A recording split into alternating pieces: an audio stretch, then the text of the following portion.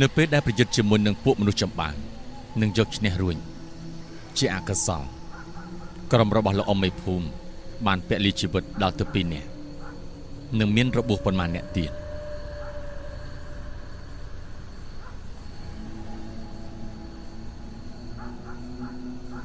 ក៏ប៉ុន្តែទោះបីយ៉ាងណាក៏ដោយលោកអ៊ំមេភូមិនិងក្រុមទាំងមូលក៏បានធ្វើដំណើរឡើងភ្នំជាបន្តទៀតហើយមុននឹងឡើងទៅពួកគាត់បានរៀបចំទុកដាក់សពនៅកន្លែងសមរម្យមួយសិនទម្រាំបេសកកម្មត្រូវបានដោះស្រាយដោយមិនដឹងថាអាចទទួលបានជោគជ័យឬក៏យ៉ាងណានោះទេ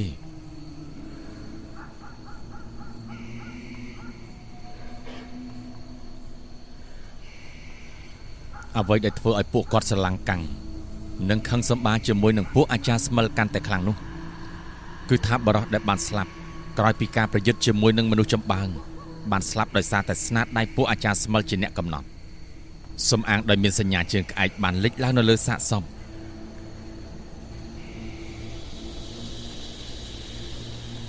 ឃើញដូចនេះអ៊ំក៏សម្រេចចិត្តធ្វើរឿងដ៏ខុសឆ្គងមួយចំពោះអ្នកដែលបានស្លាប់គឺគាត់បានកាត់ក្បាលសាកសពយកទៅបំផ្លាញចោលដោយសារតែពួកគាត់ចង់បំផ្លាញគម្រោងការរបស់ពួកអាចារ្យទាំងអស់នោះកាលណាក្បាលសាកសពមានមិនគ្រប់ចំនួនពិធីបូជាយញ្ញដ៏ឆ្កួតឌីលារបស់ពួកគេក៏មិនអាចធ្វើទៅរួចដែរបន្ទាប់ពីគិតរួចពួកគាត់ក៏យកកាំបិតទៅកាត់ក្បាលសាកសពបរិសុទ្ធទាំង2នាក់នោះទាំងបង្ខំចិត្ត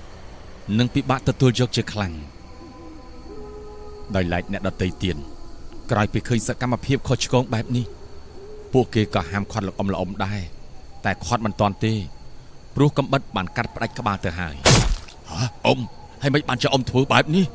អូពិតមែនហើយអ៊ំពួកយើងដូចជាមិនយល់ទេណែពលលបងទាំងពីរលោកអ៊ំគាត់ធ្វើបែបនេះច្បាស់ជាមានហេតុផលរបស់គាត់ហើយហេតុផលស្អីឬចុះបើពួកខ្ញុំស្លាប់តើអ៊ំនឹងកាត់ក្បាលខ្ញុំដែរមែនទេបន្ទាប់ពីបានឮសំណួរប្រកបទៅដោយភាពចម្រុងចម្រាស់បែបនេះអ៊ំផនក៏តបដោយសម្ដីម៉ាត់ថាត្រូវហើយយើងសុទ្ធតែមានមូលហេតុច្បាស់លាស់ហើយបើពួកឯងស្លាប់នៅក្នុងបេសកកម្មមួយនេះណាយើងក៏ត្រូវតែកាត់ក្បាលពួកឯងដូចគ្នាដែរពួកឯងមិនទាន់យល់នៃរូបសញ្ញាជើងក្អែកដែលលេចឡើងលើសាកសពនេះទេវាគឺជាបណ្ដាសាពួកឯងយើងគឺគ្មានអនាគតផុតទេបើពួកឯងមិនខំប្រឹងប្រែងលាងបណ្ដាសានេះទេគម្រោងការរបស់ពួកអាចារ្យទាំងអស់នោះដែលវាដាក់បណ្ដាសាមកលើភូមិពួកយើងនឹងទទួលជោគជ័យដល់ពេលនោះឯងយើងនិងបងប្អូនអ្នកភូមិរបស់យើងទាំងអស់ច្បាស់ជាស្លាប់ជាក់ជាមិនខានទេ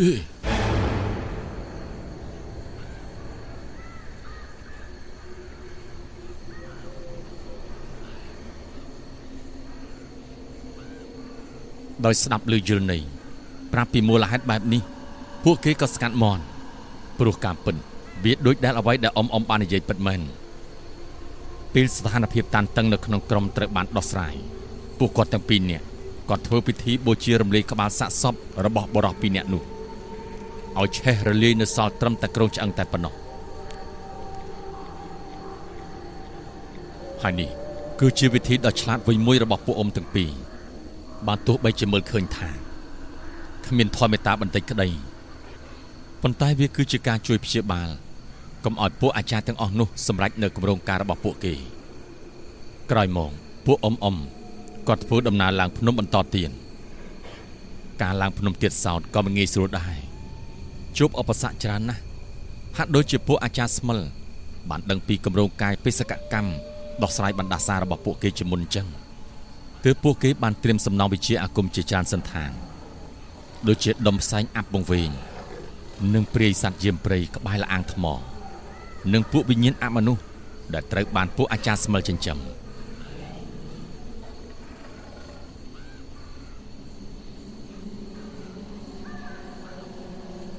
យ៉ាងណា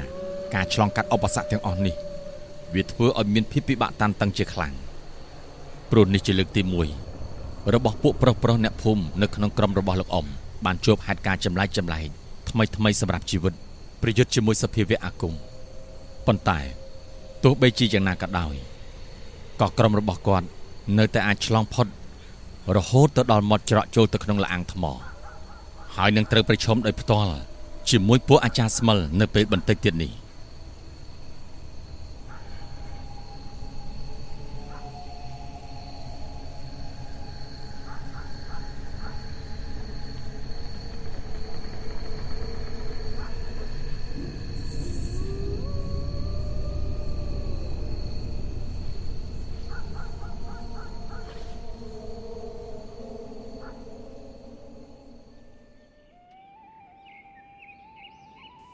រីឯវិជ័យបានរៀនវិជ្ជាអាគមមួយរយៈគេហាក់ដូចជាបាក់ទឹកចិត្តព្រោះមិនទាន់ទទួលបានសម្រេចជាផ្លែផ្កានៃអាគមដែលគ្រូបានបង្ហាត់នៅឡើយនេះក៏ព្រោះតែធម្មពលផ្លូវចិត្តរបស់គេគឺមិនទាន់ពេញលេញនៅឡើយពលគឺគេរៀនវិជ្ជាអាគមច្រើនស្នៀតនៅក្នុងពេលតែមួយដូច្នេះវាធ្វើឲ្យមានការវង្វេងឬក៏ចង់បែកកម្មដ្ឋានម្ដងទៅហើយម្យ៉ាងទៀតដោយសារតែគេខ្វះជំនឿលើខ្លួនឯងទើបគេបានចំណាយពេលទាំងអំបាលមានមិនទទួលបានផ្លែផ្កាបន្តិចតតែសោះប៉ុន្តែក្រោយពីការឆ្លងកាត់ការផ្ដោតដំបូន្មានរបស់ស្ដេចព្រៃថាការរៀនវិជ្ជាអ្វីមួយគឺមិនត្រូវឲ្យយើងចេះតែរៀនឲ្យបានលឿនឬក៏ចេះច្រើនមុខទើបជាអ្នកខ្លាំងនោះទេរៀនតែមួយមុខហើយខ្លាំងមួយមុខនោះគឺជាអ្នកខ្លាំងហើយនឹងត្រូវមានជំនឿយ៉ាងមុតមមចំពោះខ្លួនឯងទើបអាចឈានដល់សម្រេចអ្វីមួយជាផ្លែផ្កាបានក្រោយមកវិជ័យក៏ព្យាយាមធ្វើតាមបណ្ដាំរបស់គ្រូគេស្រាប់តែគេក៏កើនសមត្ថភាពពិសេសយ៉ាងឆាប់រហ័សហើយនៅរៀងរាល់យប់វិជ័យតែងតែសាកល្បងវិជ្ជាអាគមផ្សេងដែលគេបានចេះចាំជាមួយនឹងសភាវៈអាគមដទៃទៀតដែលមាននៅក្នុងព្រៃអាថ័ន្តប៉ុន្តែការសាកល្បងនេះមិនមែនបែបស្លាប់រស់ទេគឺគ្រាន់តែសាកល្បងឲ្យដឹងពីសមត្ថភាពតែប៉ុណ្ណោះ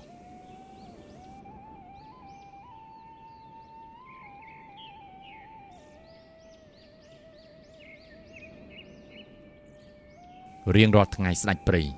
គឺតែងតែចេញមកបង្រៀនដល់សិស្សនៅវិជ្ជាផ្សេងជាច្រើនដែលស័ក្តិសមជាមួយនឹងសមត្ថភាពរបស់វិជ័យស្ដេចព្រៃគ្រងនឹងបង្រៀនវិជ័យនៅវិជ្ជាដែលខ្លាំងពូកែមួយទៀតដល់វិជ័យនោះគឺមហាមន្តអាគមស្បែកគង់ប៉ុន្តែ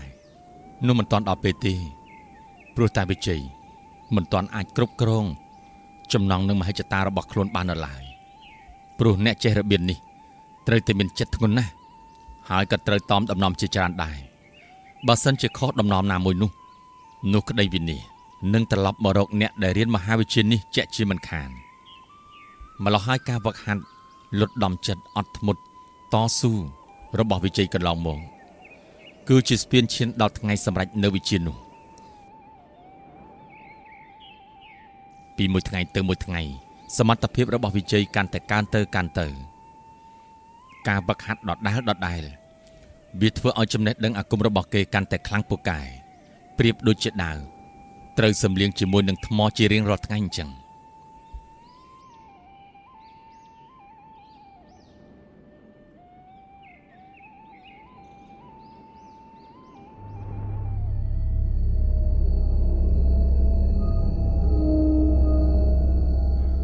ដោយឡែកក្រុមរបស់ល្អមេភូមិវិញពេលបានឆ្លងកាត់ឧបសគ្គដែលរៀបចំដោយពពួកអាចារ្យស្មិលពួកគាត់ក៏ទៅដល់មាត់ច្រកចូលផ្លូវអាងរូងថ្មនោះដោយមិនចាំយូរពួកគាត់ក៏ចូលទៅតែម្ដងប៉ុន្តែការចូលទៅនោះគឺពួកគាត់ត្រូវប្រកាសចិត្តថាពួកគាត់មានសុវត្ថិភាពព្រោះដោយសារតែនៅក្នុងច្រកដ៏តូចចង្អៀតនោះគឺមានបង្កប់ទៅដោយអាវុធសម្ងាត់ដូចជាព្រួញនិងអន្ទាក់ចម្រងស្រួចជាដើម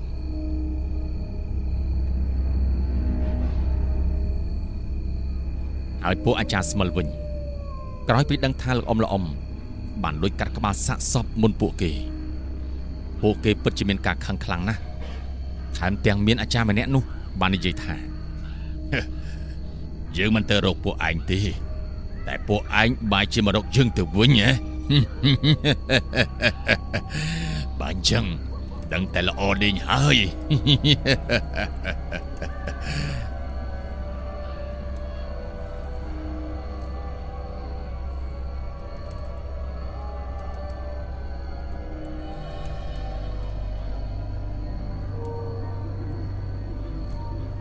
ពួកអាចារ្យ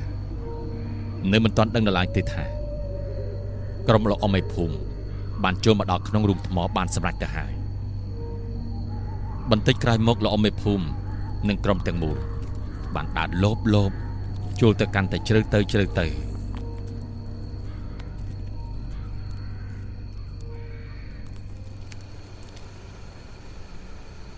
ដោយឃើញឱកាសល្អ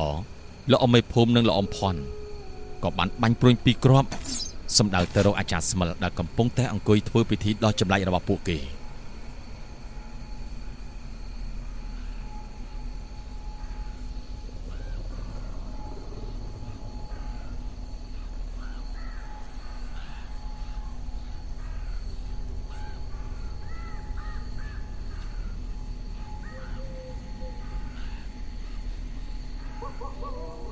គ្រាប់ព្រួញបានហោះយ៉ាងលឿន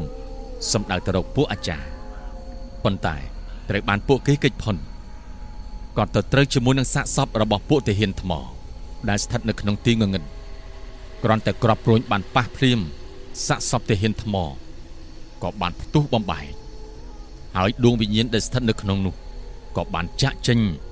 ដោយនិយាយពាក្យថាយើងអរគុណហើយដែលបានដោះលែងពួកយើង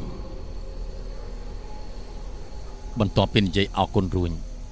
វិញ្ញាណទាំងពីរនោះក៏ចាក់ចេញពីទីនោះបានទៅមើលទៅទំនងជាពួកគេមានសេរីភាព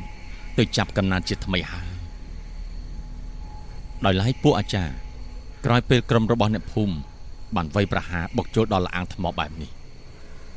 ទើបពួកគេដឹងថាសំណង់អាគមដែលបានដាក់ការពារនៅខាងក្រៅត្រូវបានបំបាយហើយ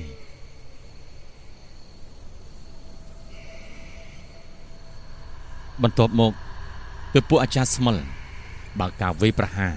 ទៅលើក្រុមរបស់អ្នកភូមិវិញទៅហើយការវាយប្រហាររបស់ពួកអាចារ្យគឺមិនមែនជាការប្រយុទ្ធដោយផ្ទាល់ដៃនោះទេប៉ុន្តែគឺជាការលបងអាគមខ្មៅដាក់គ្នាដោយគេប្រើរូបតំណាងដោយក្រុមរបស់អាចារ្យគេចែកទីតាំងម្នាក់មួយចំហៀងព្រោះដើម្បីសាឡបងគ្នាមុននឹងឈានដល់ការប្រើកម្លាំងបាយជាវិធីចុងក្រោយ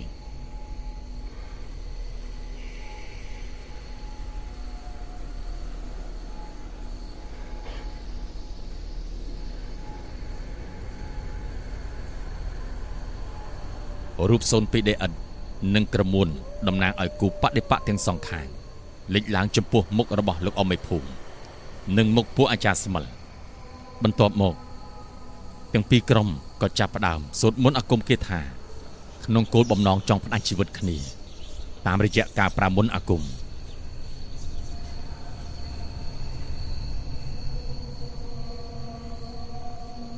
ក្នុងចំណោមរូបទាំងអស់នេះដែលមាននៅចំពោះមុខរបស់លោកអមនិងអាចារ្យស្មិលគឺមានតែប៉ុន្មានរូបប៉ុណ្ណោះដែលជារូបតំណាងរបស់ពួកគេនោះចង់មានន័យថាពួកគេត្រូវបានជ្រើសរើសរូបមួយណានៅក្នុងចំណោមរូបទាំងអស់គឺយកមកឧបកិច្ចធ្វើអំពើដាក់រូបសូននោះដើម្បីសម្លាប់គូបដិបកមកខាងទៀត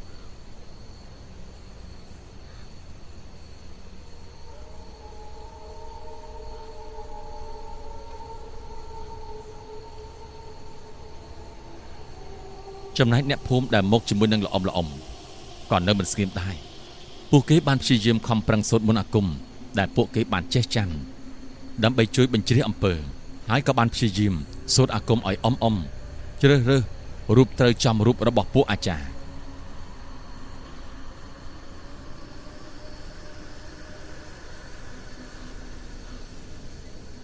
ដោយឡែកខាងអាចារ្យស្មិលវិញដោយមើលងាយស្ថានភាពគិតថានៅក្នុងខ្លួនជាសាវករបស់បិសាចបុរាណកាលច្បាស់ជាមានប្រៀបលើពួកអ្នកភូមិដែលចេះអាគមកំតិចកំទីនេះហើយដូច្នេះទើបពួកអាចារ្យទាំងអស់នោះហាក់ដូចជាឆក់ល្វែងដោយបន្សល់ទុកចំណុចប្រហោងខ្លះធ្វើឲ្យក្រុមរបស់លោកអមេភូមិបានដឹង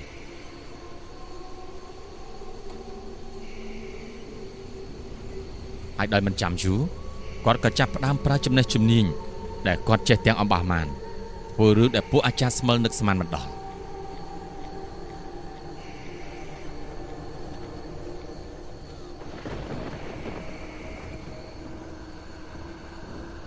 ក៏រាប់រន្ទះស្នាតេះរបស់អ្នកលេងអាគមទាំងសងខាង បានបាញ់លើសូរផុងផាំងជះពន្លឺភ្លឺព្រាកចាំងរស្មីស្ទើរតែខ្វាក់ភ្នែកប្រៀបដូចជារន្ទះបាញ់លាន់ខ្ទោខ្ទាពេញលអាងថ្មសិលាគមដួងវិញ្ញាណល្អអាក្រក់ដែលចេញពីសំណល់នៃការប្រយុទ្ធគ្នារបស់ល្អំនិងអាចារ្យចម្លែកបានខ្ទាតចេញហោះហើរពេញនោះស្បែកគោស្បែកក្របីមិញក្រពើត្រូវបានអ៊ំយកមកធ្វើពិធីដាក់អំពើបញ្ចូលក្នុងសំណុំរូបស្មូនដែលតំណាងឲ្យពួកអាចារ្យ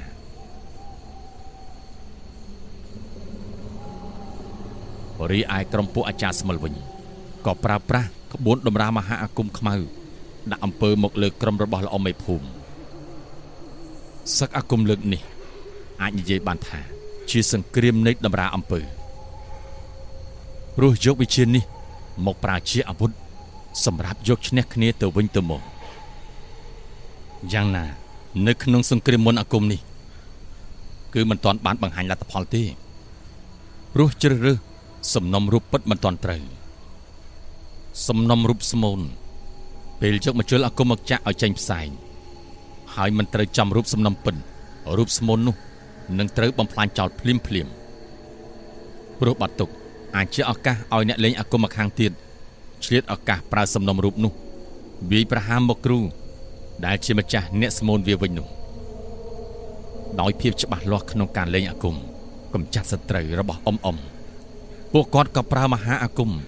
បើកភ្នែកទី3ដើម្បីមើលទម្លុះរនាំងផ្សែងអាគមខ្មៅដែលរុំព័ទ្ធទៅដោយរូបស្មូន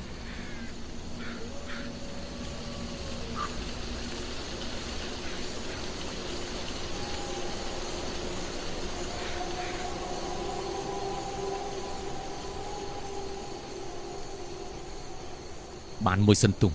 ការតបជាប់អារម្មណ៍ជាមួយនឹងភពងងឹតទើបអ៊ំបានដឹងពីរូបស្មូនរបស់បពពួកអាចារ្យលុះពេលបានឃើញហើយពួកគាត់ក៏យករូបទាំង4នាក់នោះមកដាក់នៅក្នុងក្រឡឆ្នាំងដីដែលកំពុងតែត្រូវបានដុតដោយអណ្ដាតភ្លើងផ្សែងខ្មៅដែលចេញអំពីឆ្នាំងដីត្រូវបានហួតឡើងទៅលើ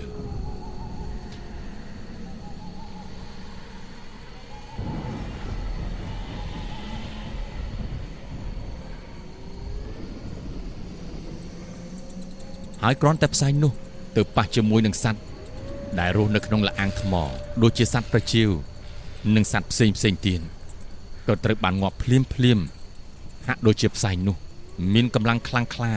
គ្មានអ្វីអាចប្រៀបបានអញ្ចឹងពេលដែលល្អមេភូមិយករូបស្មូននោះទៅដាក់នៅក្នុងឆ្នាំងដីហើយគាត់ក៏ចាប់ផ្ដើមយកបន្លាមកជុលពេជ្រយកមកដោតចំពីលើរូបស្មូននោះស្បែកគោស្បែកក្របីធ្មេញក្រពើគាត់ត្រូវបានដាក់បញ្ចូលទៅក្នុងរូបសំណុំនោះដូចគ្នា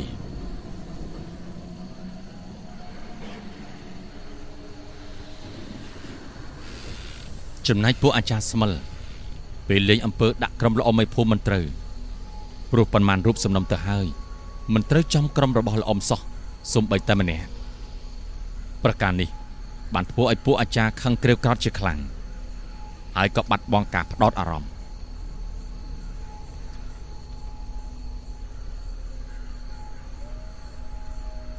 ហើយនេះវាក៏ជាចំណុចធ្វេសប្រហែសផងដែរ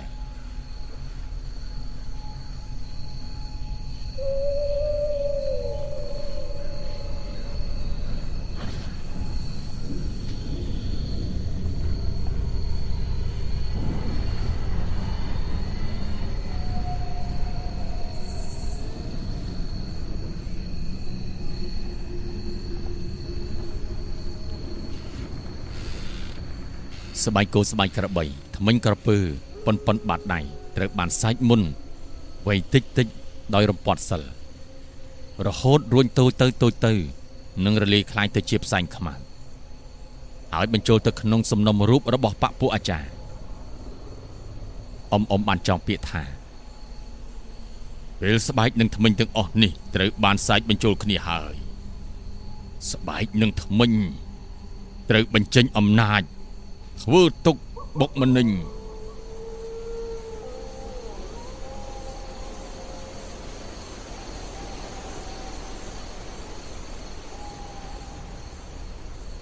ណៈពេលដែលពួកអាចារ្យខាងក្រោមបន្ទាប់ពីមុនអំពើចូលសពរូបសំណុំហើយអ៊ំនិងក្រុមរបស់គាត់ក៏បានផ្អាកសកម្មភាពលេងអាគមប្រយុទ្ធបែរមកផ្ដោតលើវិជាការការពារខ្លួនវិញព្រោះទម្រាំតែអំពើខ្មៅបញ្ចេញរិទ្ធហើយបើពួកគាត់មិនបានត្រៀមខ្លួនការពារទេគឺច្បាស់ជាត្រូវពួកអាចារ្យនោះវាយប្រហារជាមុនជាក់ជាមិនខានព្រោះអំពើខ្មៅបញ្ចេញអំណាចនៅពេលពួកអាចារ្យស្មិលខាងក្រៅ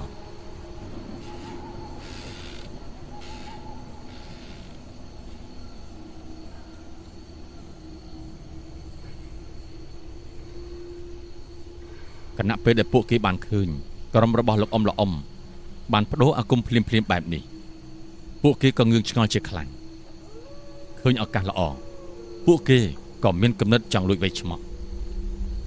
សន្ធឹករំជួយផែនថ្មក៏រំញ័រឡើងរំពេចនោះដុំថ្មធំជាច្រើនដុំបានហើបចេញពីក្រែងថ្មធំហើយហោះចេញមកលើបន្ទាប់មកដុំថ្មទាំងអស់នោះបានហោះយ៉ាងលឿន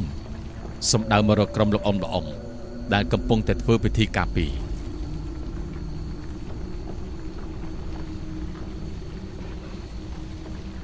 ឃើញដុំថ្មជាច្រើនដុំហោះមកបែបនេះអ៊ំប្រាប់ទៅឲ្យក្រុមរបស់គាត់ឲ្យរកកន្លែងពួនព្រោះថាអាគមគឺមិនអាចការពារម្ចាស់របស់វាបានគ្រប់ពេលវេលានោះទេឮពាក្យទាំងនេះហើយទើបអ្នកភូមិទាំងអស់នាំគ្នារកកន្លែងមានសុវត្ថិភាពប៉ុន្តែក៏មិនឆ្ងាយពីកន្លែងទីតាំងធ្វើពិធីឡើយ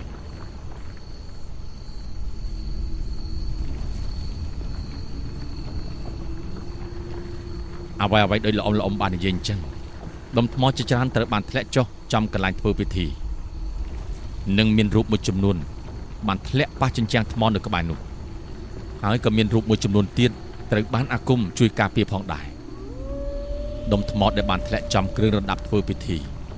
វាបានបំផ្លាញស្ទើរតែទាំងស្រុង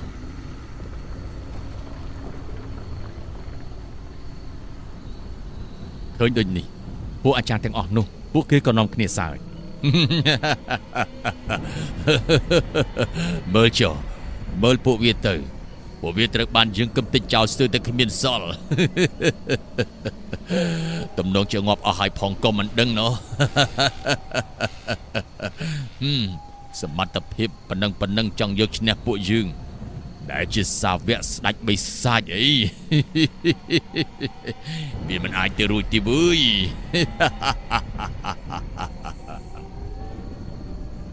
នៅពេលដែលឃើញពួកអាចារ្យនាំគ្នាសើចទាំងក្តីមោទនភាពបែបនេះអ៊ំនិងក្រុមរបស់គាត់ទាំងអស់បានចេញមកពីកន្លែងដែលមានសុវត្ថិភាពវិញដោយគ្មាននរណាម្នាក់របួសឡើយភ្លាមនោះលោកអ៊ំឯភូមិក៏និយាយទៅកាន់ពួកអាចារ្យថាណែពួកអាចារ្យសំគិះហើយវាអស់ចាហើយពួកយើងយល់ថា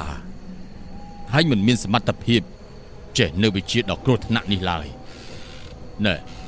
ប្រសិនបើឯងប្រើវិជានោះនៅក្នុងផ្លូវល្អណាស់មិនដឹងថាឯងល្អរីកចម្រើនប៉ុណ្ណានោះទេប៉ុន្តែគួរឲ្យសោកស្ដាយណាស់ឯងបែរជាទៅគោរពបូជាយកបិសាចធ្វើជានិមិត្តរូបទាំងដែលឯងគឺជាមនុស្សតើវាស័ក្តិសមដែរទេហ៎គួរឲ្យអស់សំណើចដល់ហើយពួកអាចារ្យក្រោយពីស្ដាប់ឮពាក្យពេចន៍ចំអកឡក់លើយបែបនេះពួកគេក៏ផ្ទុះកំហឹងជាខ្លាំងប៉ុន្តែបន្តិចក្រោយមកពួកគេស្រាប់តែចុកពោះប្រកាច់ដួលដេកនៅខាងក្រោមព្រោះតែមុនអំពើខ្មៅមានប្រសិទ្ធភាពទៅហើយគណៈពេលដែលពួកអាចារ្យស្មិលមានកំហឹងដោយសារតែត្រូវជាមួយនឹងពាក្យអបកិច្ចរបស់លោកអ៊ំមេភូមិដែលបានចង់លើមុនអាគមអូយចុកណាស់ពួកយើងចាញ់ហើយអូយទេមិនពិតទេយើងខំប្រឹងប្រែងហាត់វិជាអាគមនេះខ្លាំងណាស់អូយយើងទទួលបានការបង្ហាត់បង្ហាញផ្លូវពីស្ដេចបិសាចអូយតែមិនបានជាពួកយើងត្រូវមកចាញ់នៅក្រោមស្នាដៃព ពួកមនុស្សធម្មតានេះទៅវិញអូអូយ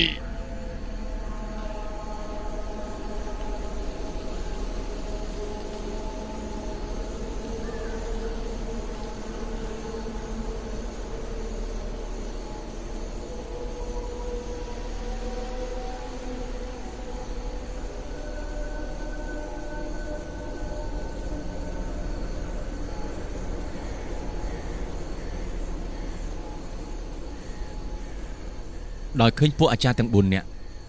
ត្រូវមុនអំពើមានអត្តពលធ្វើទុកបុកម្នេញធ្វើឲ្យវេទនាប្រកាច់ប្រកិនពិបាកភ្នែកមើលបែបនេះលោកអមេភូមិក៏និយាយនៅក្នុងន័យមនោសញ្ចេតនាអាណិតដល់ពួកគេនៅក្នុងនាមជាមនុស្សចាស់ដូចគ្នាពួកយើងគ្មានជំរឿសទេគឺពួកឯងដើរផ្លូវផ្ទុយប្រះចាកពីអំពើល្អពួកឯងគោរពបូជាទៅលើសភាវៈងងឹតទើបពួកឯងមានចិត្តគំនិតកាច់សាហាវមកដាក់បណ្ដាសាលើភូមិដ៏សុខដុមរមនារបស់ពួកយើងសម្រាប់អ្នកភូមិរបស់ពួកយើងដូចនេះពួកឯងសមនឹងទទួលទោសបាបកម្មដែលពួកឯងបានធ្វើពេលនេះកម្មតាមតបស្នងពួកឯងហើយឯងទទួលចុះក្រោយមកមិនយូរប៉ុន្មានមុនអាគមដែលមានឥទ្ធិពលនៅក្នុងខ្លួនរបស់ពួកអាចារ្យក៏រីកកាន់តែធំទៅរហូតជីវិតរបស់ពួកអាចារ្យទាំងអស់នោះត្រូវបានផុតរលត់នៅក្នុងរូងថ្មនោះទៅ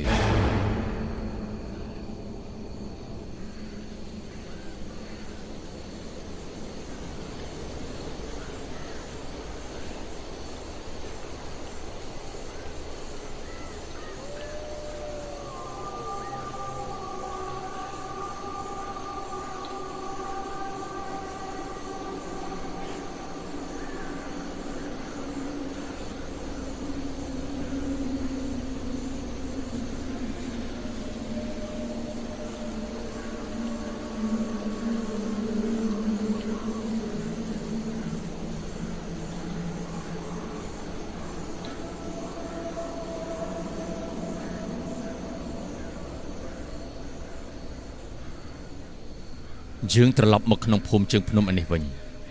បរិស្ថានដែលធ្លាប់តែខ្មៅអាប់អួរមិនថាលំនៅឋានរុក្ខជាតិតូចធំរួមទាំងមនុស្សនៅក្នុងភូមិនៅសុកក៏ស្រាប់តែមានផ្សាយរលកខ្មៅបានអណ្ដែតហោះចេញឡើងទៅលើនិងរសាត់បាត់នៅក្នុងបរិយាកាសអស់ទៅលំនៅឋានរុក្ខជាតិតូចធំចាប់ផ្ដើមត្រឡប់មកសភាពដើមវិញហាក់ដូចជាមានវិញ្ញាណឡើងវិញហើយអ្នកភូមិក៏ត្រឡប់មកមានទឹកមុខស្រស់ស្រាយឡើងវិញហាក់បីដូចជាពួកគេបានកើតម្ដងទៀតតាមរយៈរឿងរ៉ាវនេះបានឆ្លុះបញ្ចាំងឲ្យឃើញថាបណ្ដាសានៅក្នុងភូមិដែលដាក់ដោយក្រុមអាចារ្យត្រូវបានរលាយបាត់ហើយប៉ុន្តែសម្រាប់អ្នកភូមិភាគច្រើនគឺមិនបានដឹងនោះទេ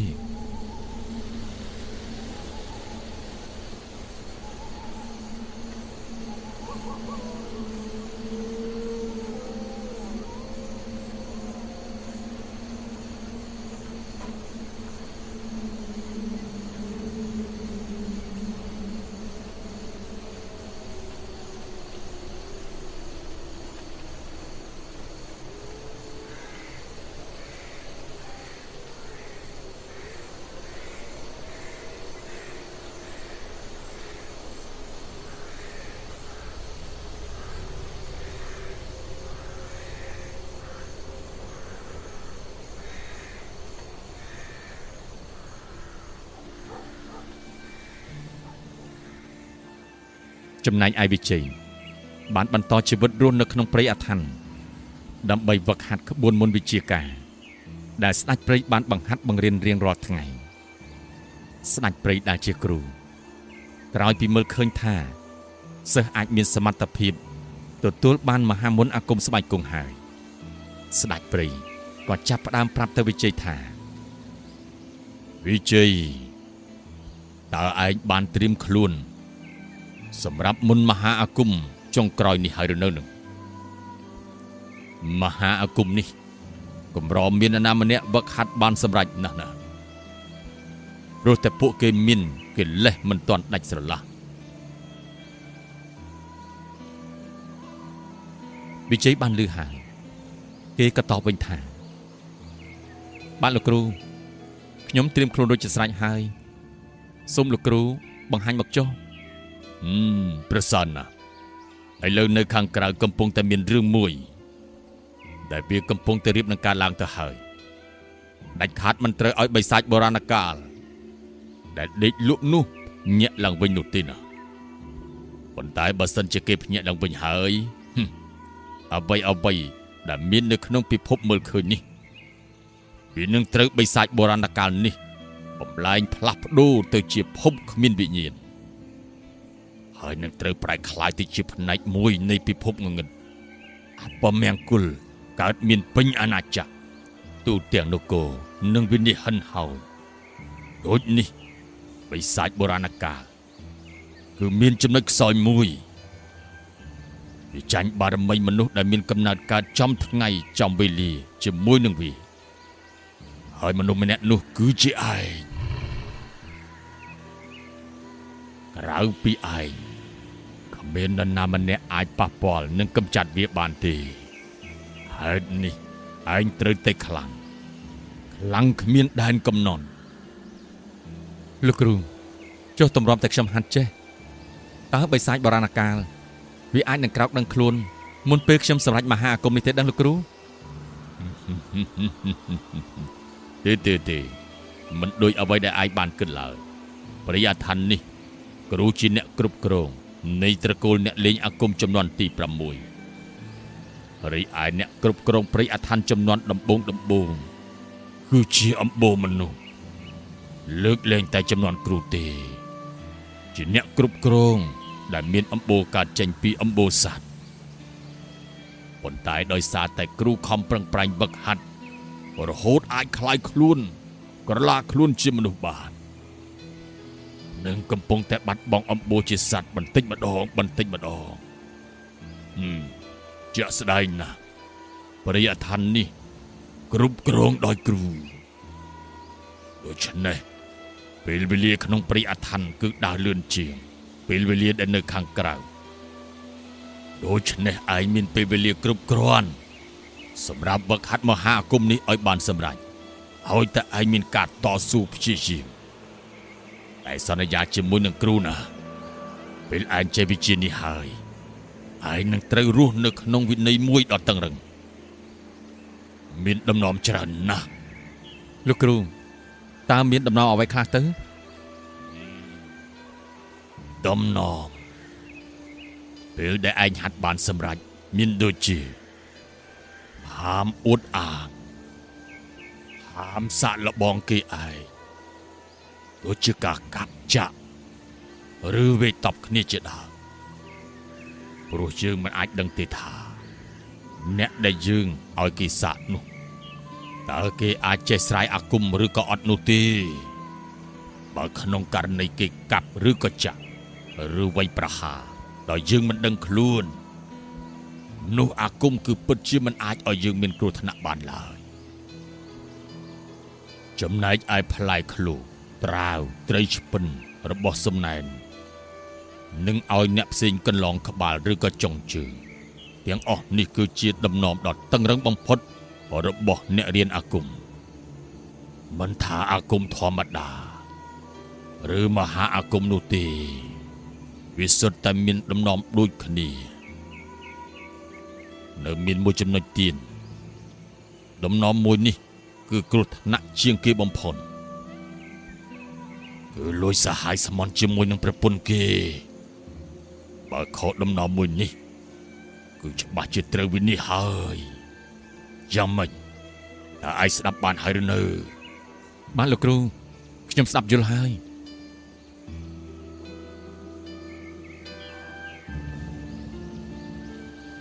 បន្ទាប់មកស្ដេចព្រៃក៏ចាប់ផ្ដើមបង្រៀនមហាអាគមស្បែកគង់ដល់វិជ័យទ្វារនិធាតុទាំង4ត្រូវបានបង្កើតឡើងនៅក្នុងកັບវេទមន្តមួយដោយស្ដេចព្រៃ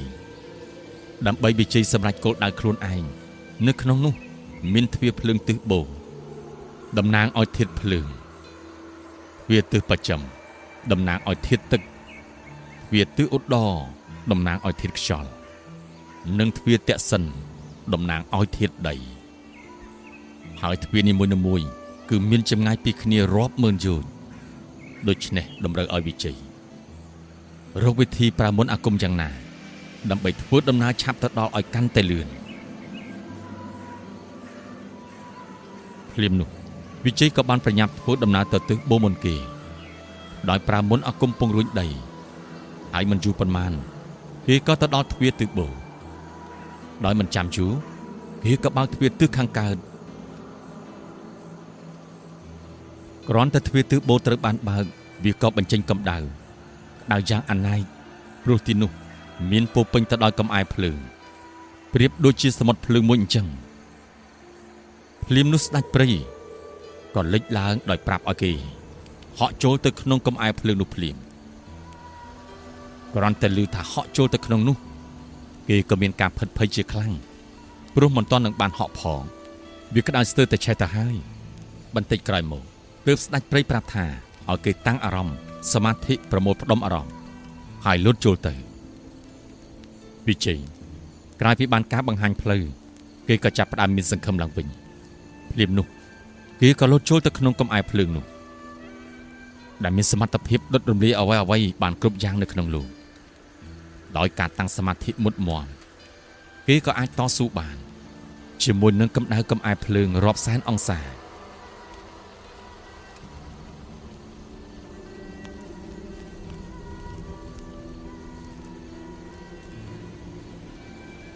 លុះដល់ពេលវេលាកំណត់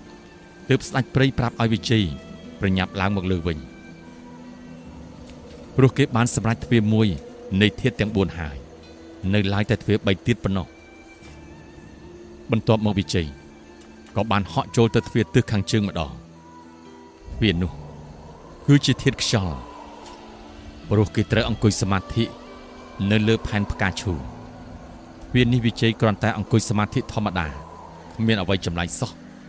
ប៉ុន្តែការពិតនោះគឺថាគេត្រូវសមាធិដោយស៊ូទ្រាំជាមួយនឹងអាកាសធាតុគ្រប់បែបយ៉ាង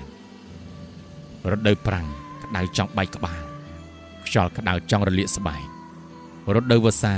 ភ្លៀងធ្លាក់ជោកជាំខ្យល់បក់បោកនាំចំហាយទឹកសន្សើមរងាញ័រញាក់រដូវរំហើយខ្យល់អាកាសធម្មតាតែមានជំងឺច្រើនបើស្ដាប់មើលទៅវាគ្រាន់តែជារឿងធម្មតានៃធាតុអាកាសគឺមានការប្រែប្រួលទៅតាមរដូវប៉ុន្តែអ្វីដែលទ្វារខាងជើងនេះចង់បានគឺការអត់ធ្មត់ស៊ូទ្រាំធន់ទៅនឹងអាកាសធាតុរបស់វិជ័យទប់ទល់ជាមួយនឹងការប្រែប្រួលនៃខ្យល់តាមរដូវគេចង់ដឹងថាតើពេលបំរែបំរួលអាកាសធាតុពីក្តៅទៅត្រជាក់ពីត្រជាក់ទៅរំហើយវិញសុខភាពរបស់វិជ័យមានការប្រែប្រួលឬក៏យ៉ាងណាប៉ុន្តែលទ្ធផលគឺថាវិជ័យមានការប្រែប្រួលបន្តិចប៉ុន្តែយ៉ាងណាគេអាចគ្រប់គ្រងបាន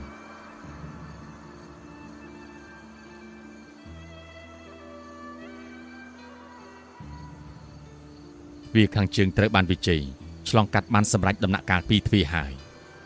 នៅសល់តែទ្វារខាងត្បូងនិងខាងលិចដោយឡែកទ្វារខាងត្បូងគឺទ្វារតំណាងធាតុដីហើយវិជ័យក៏ធ្វើដំណើរទៅតាមទ្វារនោះទ្វារនេះតម្រូវឲ្យវិជ័យកប់ខ្លួនឯងចូលទៅក្នុងដីហើយស្ថានភាពដីទៀតសោតគឺមានលក្ខណៈច្រើនសន្តានណាស់ផ្នែកខាងក្រោមគឺជាដីខូចដីស្អុយមានជាតិប្រៃធ្វើឲ្យរមាស់ឯដីផ្នែកកណ្ដាលគឺជាដីស្អិតសើមរីឯដីផ្នែកខាងលើវិញគឺជាដីភក់ដែលបង្កការលំបាកដល់វិជ័យជាខ្លាំង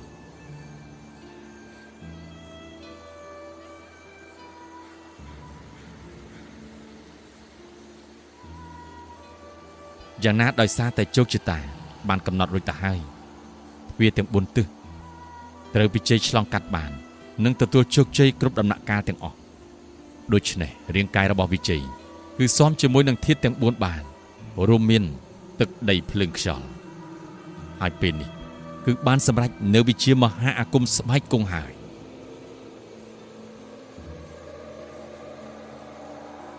ស្ដេចព្រៃបង្រៀនសិស្សទទួលបានជោគជ័យចិត្តជាគ្រូគ្មានអ្វីក្រៅពីការសប្បាយនិងចង់ឃើញសិស្សមានអនាគតល្អនោះទេបន្ទាប់ពីទទួលបានសម្រេចនៅក្បួនមុនវិជាការហើយគេក៏ទទួលអារម្មណ៍ដឹងរឿងរ៉ាវជ្រៅជ្រៅជាច្រើនហើយបន្តិចទៀតគឺដល់ពេលវេលាដែលគេធ្វើបេសកកម្មកម្ចាត់បិសាចបុរាណកាលប៉ុន្តែមុននឹងចាក់ចេញពីព្រៃអថន្តវិជ័យក៏ទទួលដំបូន្មានល្អពីគ្រូរបស់ខ្លួននៅពីនឹងគំនិតដ៏វិសេសថ្លៃថ្លាបន្ទាប់មក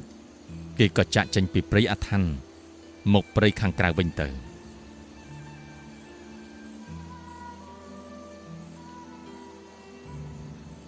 ពេលចេញមកនោះរូបរាងកាយរបស់វិជ័យគឺថាដុសសក់និងពុកមាត់វែងប្រៀបដូចជាមនុស្សព្រៃព្រោះតែពេលដែលគេស្ថិតនៅក្នុងព្រៃអថន្ត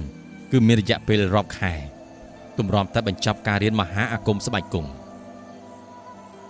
ប៉ុន្តែពេលវេលាខាងក្រៅមានតែប៉ុន្មានយាមប៉ុណ្ណោះ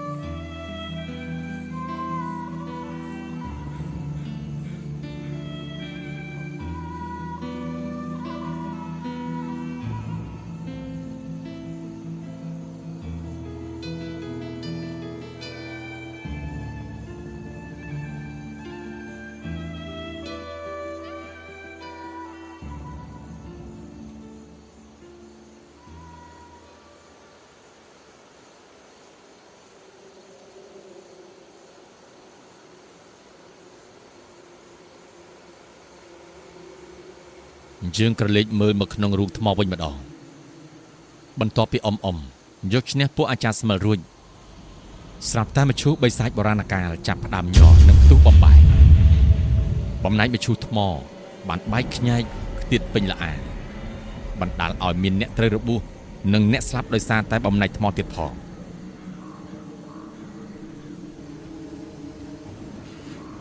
ពេលនេះភាពវឹកវរក៏កើតមានសារជាថ្មីព្រោះតែបិសាចបុរាណកាលបានភ្ញាក់ដឹងខ្លួនហើយក្រោយពីការដេកលក់អស់រាប់សិបឆ្នាំពេលមឈូសថ្មបានផ្ទុះបំបែកសែងពណ៌សក៏មានពាសពេញនោះហើយពេលស្រឡះទើបនិងអ្នកភូមិរបស់គាត់ដែលនៅសេសសល់បានឃើញរូបរាងបិសាចបុរាណកាលមួយក្បាលឈរងាកឆ្វេងងាកស្ដាំនៅខាងក្នុងល្អា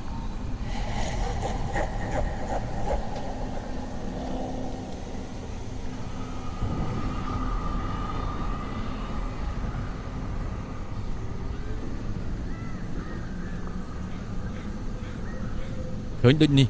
អ្នកភូមិម្នាក់ក៏និយាយឡើងញ័រមាត់ថាអើយពធអើយអូយគួរឲ្យខ្លាចខ្លាំងណាស់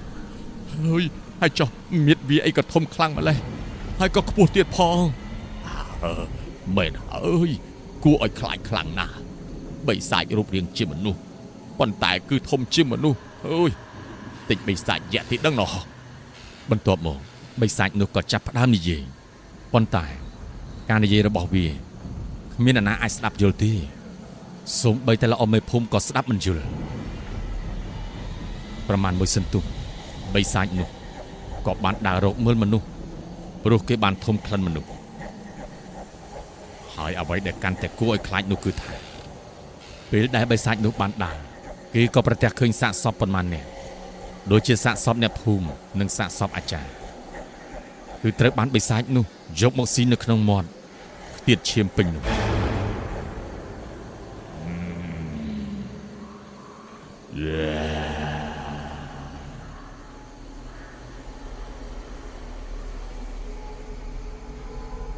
លោកអ៊ំទាំងពីរឃើញដូចនេះ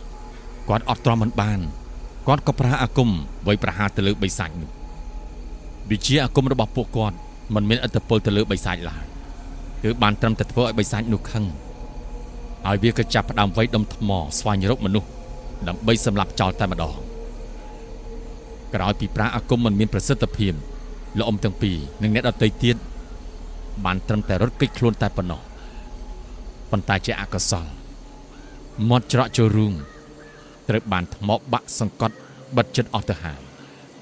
ដូច្នេះអ៊ំនឹងក្រុមទាំងមូលមិនអាចចាក់ចេញបានទេហើយអ្នកភូមិព្យាយាមប្រើអាគមទៅតាមលទ្ធភាពដែលអាចធ្វើទៅបានដើម្បីការពារខ្លួនប៉ុន្តែអាគម មិនមានឥទ្ធិពលទៅលើបិសាចបុរាណកាលឡើយអ្នកភូមិខ្លះត្រូវបានស្លាប់ជាបន្តបន្ទាប់ដោយសារតែបិសាចចាប់ស៊ីនិងខ្លះត្រូវបានបិសាចចាប់បោកសម្លាប់នឹងថ្មបែកឈាមពេញថ្ម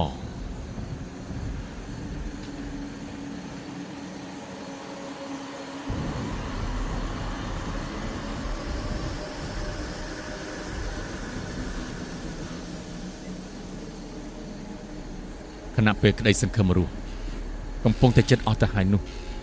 នៅសុកក៏ស្រាប់តែមានកម្លាំងអ្វីមួយបានរុញច្រានថ្មធំធំចេញពីមាត់ច្រកល្អ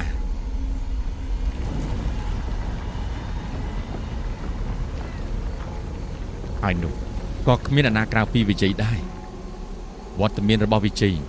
ធ្វើឲ្យល្អំទាំងពីរនឹងបរោះប៉ុន្មានអ្នកចាប់ផ្ដើមមានស្នាមញញឹមហើយបិសាចបុរាណកាលក៏បានដឹងដែរថាអ្នកកំឡោះម្នាក់នេះហើយគឺជាអ្នកមកកម្ចាត់គេដោយមានគោលបំណងច្បាស់វិជ័យក៏មិនអាចបណ្ដោយឲ្យពេលវេលាបន្តទៅមុខយូរពេកដែរ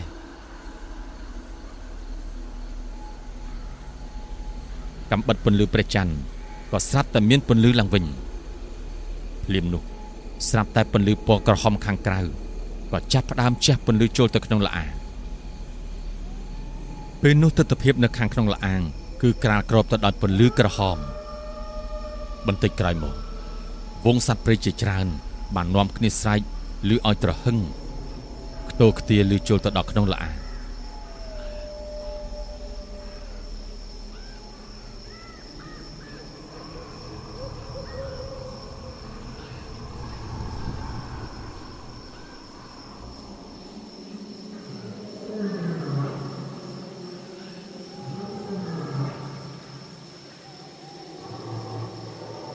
ពីនោះដែរ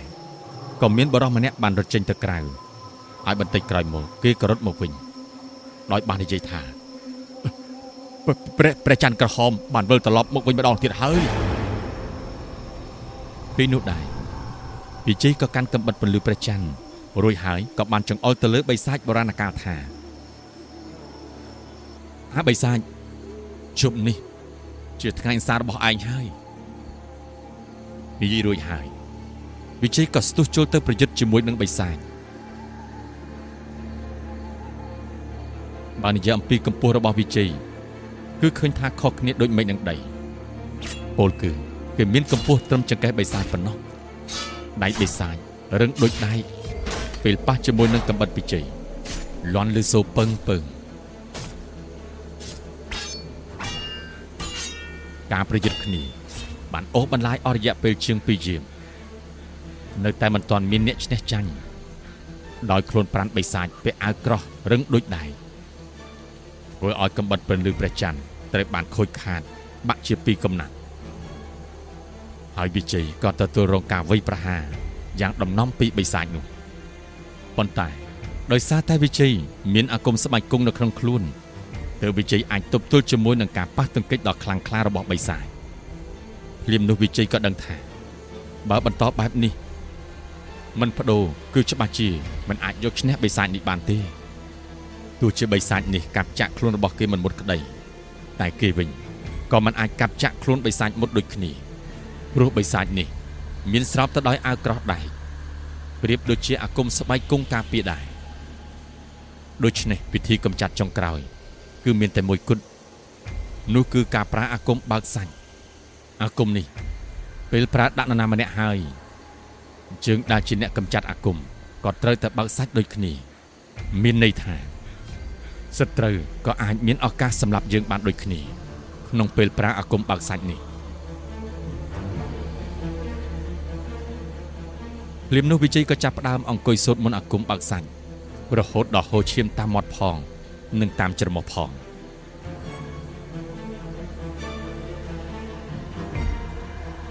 ប្រមាណមួយសន្ទុះក្រោយទើបអាគមបើកសាច់ចាប់ផ្ដើមមានឥទ្ធិពលហើយពេលនោះដែរគឺជាពេលវេលាដ៏តានតឹងបំផុតវិជ័យបានយកផ្លែកំបិតដែលបាក់ដងនោះយកមកប្រហារបិសាចហើយបិសាចបានយកម្រាមដៃដ៏មុតស្រួចយកមកចាក់វិជ័យដូចគ្នាឯងស្លាប់ទៅអាបិសាចលទ្ធផលចុងក្រោយ គឺបិសាចត្រូវបានដេកដួលដោយដាច់ក្បាលចេញពីលើស្មាហើយវិជ័យក៏ដួលដូចគ្នាប៉ុន្តែវិជ័យមិនបានស្លាប់នោះទេព្រោះតែភាពវៃឆ្លាតរបស់គេស្រុបយកអាវក្រោះបិសាចយកមកពាក់ជាប់ខ្លួនទើបម្រាមដៃបិសាចមិនអាចចាក់ទម្លុះសាច់របស់គេបាន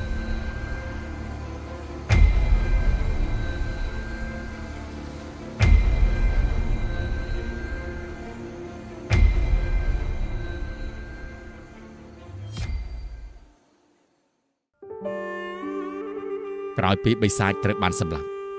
សាកសពទាហានថ្មត្រូវបានរលាយបាក់បែកអស់ទៅព្រោះតែបណ្ដាសាដែលធ្វើឲ្យពួកគេខ្លាញ់ទៅជាថ្មត្រូវបានរលាយក្នុងនោះក៏មានឪពុករបស់វិជ័យម្នាក់ផងដែរដែលត្រូវរួចផុតពីបណ្ដាសាវិញ្ញាណរបស់ឪពុកវិជ័យក៏បានដើរមកចាប់ទាញវិជ័យកំពុងតែសន្លប់ឲ្យក្រោកឡើងវិជ័យកូនពុករួចពីក្តីវេទនាហើយពេលនេះពុកទៅរកភពចាប់កំណើតថ្មីហើយ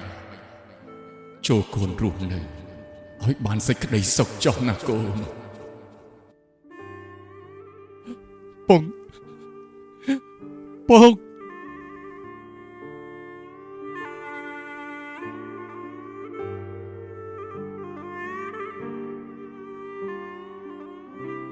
បន្ទាប់មកឪពុករបស់វិជ័យនិងកូនទាហានរបស់គាត់ក៏ហោះទៅរកភពថ្មីទៅចាប់តាំងពីពេលនោះមកភ្នំទាំងមូលលែងមានអាចកំបាំងលាក់ទុកអ្វីទៀតហើយទ្រព្យសម្បត្តិដូចជាមាសពេជ្រកែវកងត្រូវបានផុសឡើងឲ្យអ្នកភូមិបានឃើញជាបន្តបន្ទាប់ភូមិជើងភ្នំក៏លែងជាភូមិស្ងប់ស្ងាត់នៅកណ្ដាលព្រៃទៀតហើយគឺមានអ្នកចំណូលថ្មីជាច្រើនមករស់នៅបង្កើតជាភូមិថ្មីជាច្រើន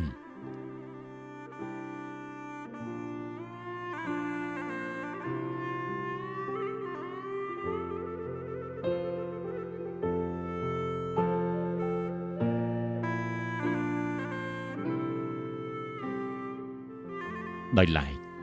វិជ័យក៏ត្រឡប់ទៅផ្ទះរបស់គេវិញដូចគ្នាហើយគេក៏បានប្រើចំណេះដឹងដែលគេមានជួយទៅដល់អ្នកភូមិនិងមហានគររបស់គេ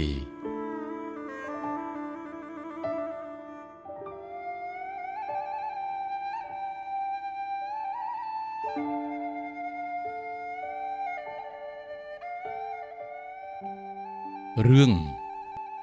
មហាអាគមស្បែកគង់ចប់ដោយបរិបូរណ៍យើងខ្ញុំសូមថ្លែងអំណរគុណចំពោះអស់លោកលោកស្រីអ្នកនាងកញ្ញា